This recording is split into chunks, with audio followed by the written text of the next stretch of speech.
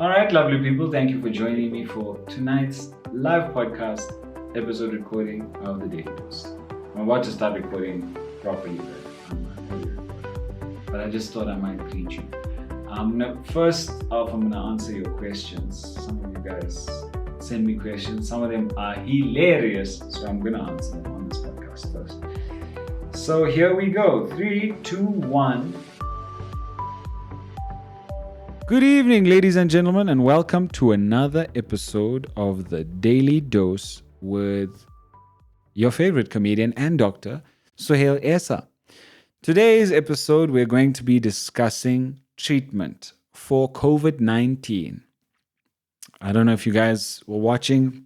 At about 7:30, our president, Cyril Ramaphosa, came out and announced that there are now 1,326 infections of COVID-19, as well as 2 deaths. There's been another death, sadly, from the COVID-19 pandemic. And today we're going to be discussing treatment. So let's get straight into it. The first and most common question I've been asked today was, is there a cure? And unfortunately, I'm sad to say that there's currently no cure for COVID-19. But we're going to discuss the interesting research that's been done on the pandemic and its various treatment modalities that's been researched. So before I go on to the serious type stuff, I just want to answer your questions on treatment. So the first one was, if I eat Kalonji seeds, will that prevent me from getting COVID-19? Kalonji seeds or onion seeds, they're like those black seeds. I don't know who told you this, but I promise you, eating seeds is not going to help protect your lungs from an infection. I don't know who starts spreading this. You guys need to stop listening to WhatsApp group messages. Your aunties are lying to you. I'm sorry. I know they make nice samosas, but when it comes to medical advice, trust me, seeds are not going to work. If I drink boiling water, will that kill the virus? Come on, man. Boiling water. What? Boiling water. So I think the idea comes from this theory, which hasn't been proven yet, still a theory, that the virus doesn't like hot climate. It thrives in cold conditions, doesn't like hot. So if you drink boiling water, it's going to... Firstly, how are you going to drink boiling water? You're going to wait for that thing to cool down. At best, you're drinking lukewarm to slightly hotter than lukewarm water. You know how much boiling water, firstly, you need to drink to raise your body temperature high enough to kill anything? It's ridiculous. It's not going to work. It's not practical. You can't do it. Don't be stupid. Now you're going to burn your tongue. It's a waste of time. Don't do that. Next, and this is actually a good question, will oranges, ginger, and chilies help me preventing COVID-19? Now, there's no empiric evidence to support that these types of foods will help. However, these foods are high in vitamin C, which for other viruses like influenza definitely does help. So the idea is it should help boost your immune system and protect you from the current COVID-19. Or so we think. But my advice is it's not going to harm you from having a glass of orange juice a day. Throw in some ginger in there. Chop up some chilies, put in your curry. Put it in your toasted cheese sandwich. Put in your oats. I don't know. Put chilies wherever you can.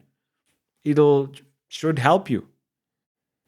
Then obviously I heard about the recent treatment that some pastors have come up with, which is drinking jik. Yeah, I don't even need to answer that one. I think that one's pretty self-explanatory. You can't clean yourself of the virus with a detergent. And then lastly, and this one's super funny. Someone said that their mother makes them stand in the kitchen and inhale steam while she's cooking, because apparently that will help. Look, that's not gonna help you either. I'm sorry. I am sorry to say that that's not gonna help you. Like back in the day when your mother, when you had like a common cold, they used to put that like dish of water. They used to put a little bit of Vicks. What is the thing like Vicks? Yeah, they put a little bit of Vicks in the thing, and then put a cloth over your head, and then you inhale that thing. Now that's not gonna work for coronavirus. I'm sorry. It might help if you need a facial, yeah, but other than that, it's not gonna help you just in general. Now let's move on to the more serious treatments that research has been done. Now, the most common question I get in terms of pharmaceutical treatment is about the anti-malarial drugs. Do the anti-malarial drugs cure COVID-19? Now, I'll tell you there's two drugs that they've put on trial, chloroquine and hydroxychloroquine. Chloroquine used to treat as an anti-malaria drug. Hydroxychloroquine used to treat autoimmune diseases. Now, for the doctors out there, I'm going to give you guys some stuff that I just read and researched. So what it does is, the mechanism of action, what the drug actually does in your body is it interferes with lysosomal activity and autophagy. It disrupts membrane stability and inhibits cytokine production. Now, this generally tends to help when your body mounts a huge response to the virus. So it basically dampens that. So it prevents you from injuring yourself. So I think it'll only help in like really severe cases. It's also, as a chemical, it's a base. It has a lower pH. It lowers the pH for cell fusion and glycosylation. They've also found that it's successful in vitro studies. So, like in the lab, they put a bit of the virus, they put a bit of the drug, and then the drug stops replicating. The virus stops replicating. So, in that case, it works. But then it's been completely unsuccessful on all animal studies since they've started trialing this drug. They've done many, there's like 16 Chinese studies that are currently ongoing, and hopefully that'll prove something. But before that, like no studies have actually shown that this stuff works. No studies. They've done it on SARS, they've done it on MERS, nothing. Influenza, swine flu, nothing has actually showed that it cures you from any of these viruses. But they are doing research, and hopefully that'll help. They're currently doing mainly animal trials. Now, for those of you vegans or animal rights protectors, yes, we still do tests on animals. I'm sorry that we have to do it that way.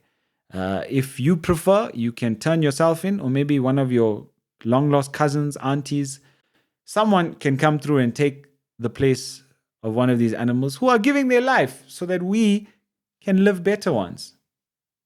Now, when it comes to these two drugs, chloroquine and hydroxychloroquine, both of them are drugs that are used to treat malaria and autoimmune diseases which occur when your own body attacks itself. Just a bit confusing for me.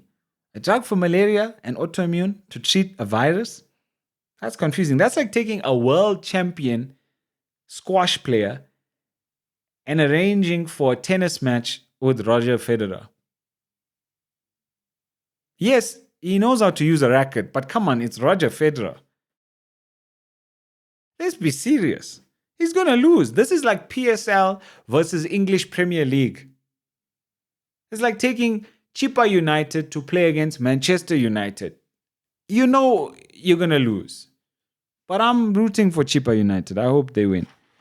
It's a tough fight. Then the second class of drugs is antiretroviral. They're actually testing lepinava-ritonava, which is Kaletra. It's a commonly used ARV in our country. Look, I hope it does show that it works, because they did actually do a recent study in South Korea, and a very small group of people actually recovered from their mild to moderate symptoms. So it is showing a little bit of progress. I'm looking forward to see where that goes. And then there's also something called ACE2 inhibitors, which basically, when you inhale the virus, goes into your lungs, there's something called angiotensin converting enzyme 2 receptors that it binds to. So they're trying to get this drug which inhibits it from binding at that site. Quite interesting. And then we have monoclonal antibodies. Now, monoclonal antibodies are like, they're like artificial antibodies. So it's like sending in reserves for your own army, for your own soldiers. It's kind of like our antibodies are the South African army, because they've never been in a war like this before.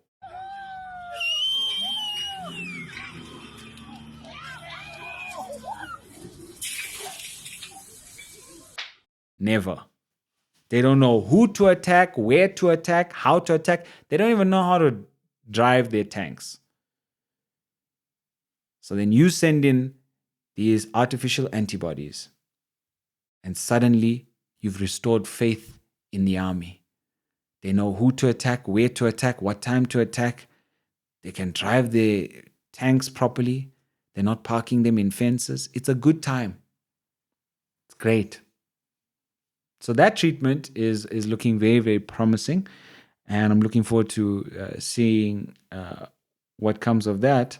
And then we've got serum therapy. So when you recover from COVID-19, they can actually remove your blood, spin it down, just take out the antibodies, and then they're trying to give it to other people. Controversial. Hopefully that works. Don't know. No studies showed anything yet. But my last and final drug that I'm going to tell you guys about, which has showed the most promise. The studies have shown it works. It worked for the SARS virus. It worked for H1N1 swine flu. It worked for MERS, which is Middle Eastern Respiratory Syndrome. So it's worked for quite a few.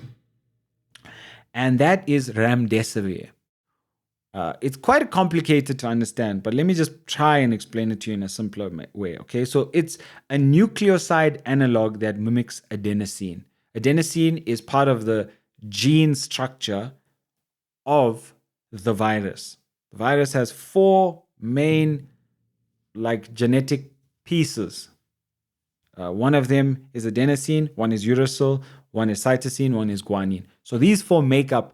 Now, for a virus to continue living, it must replicate and continuously be replicating in sequences of those 4. Now, remdesivir comes along, and remdesivir is a nucleoside analog that mimics adenosine. It's tricking the virus to replace one of its own genes with the drug and replicate.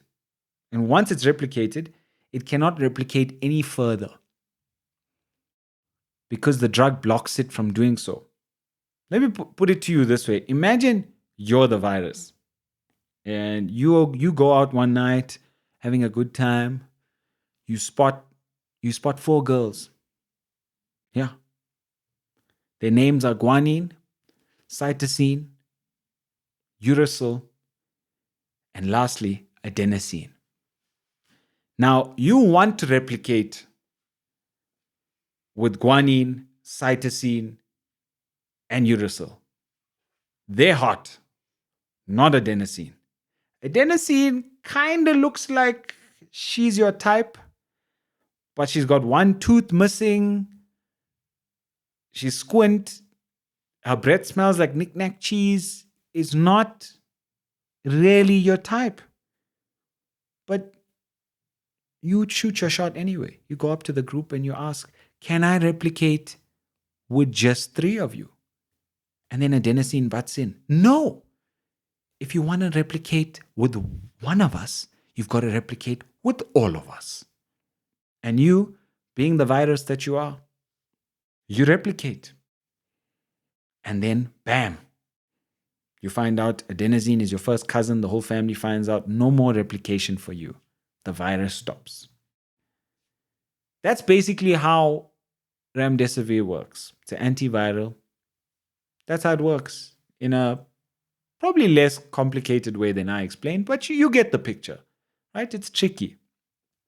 So those are all the treatments that we currently have and that are currently under investigation. So I think that one is most likely going to show the most promising results going forward. I don't recommend that you take any drug that is not prescribed to you by a medical doctor.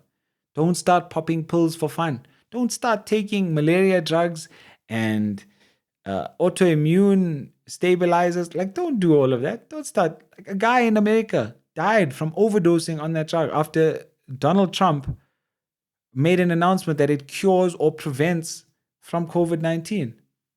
Come on. Don't do that. Don't take stuff you don't know. You learned in school. Don't do drugs. These things are drugs. Don't do it. So, lastly, a lot of people have asked me, how long for a cure? Look, it's tough to tell.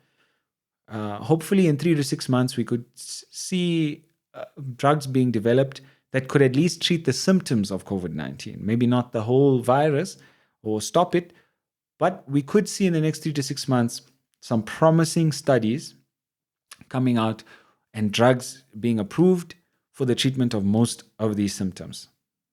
And that's what we can all look forward to. Most importantly, and something I will be discussing in a few days' time, is vaccines and how we can get them, roll them out, and hopefully put an end to the COVID-19 pandemic.